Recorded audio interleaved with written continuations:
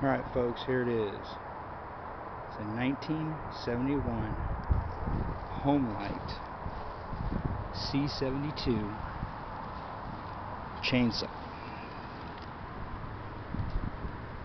There's the tag for it. Got it off a buddy of mine. It's been sitting in his shop forever collecting dust. And he didn't want to fool with it. He said it ran, so I took it from him. Put a carb kit in it,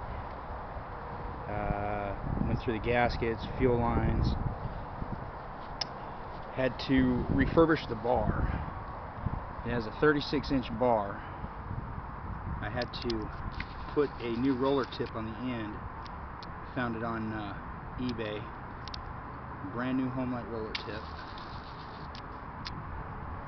404 chain. It's 80 cc's. It runs 32 to 1 mix.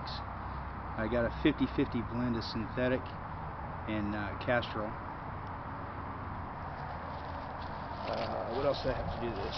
Oh, clean the tank. I got a new sprocket for the clutch.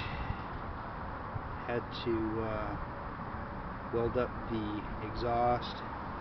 And there's one last thing I need to do.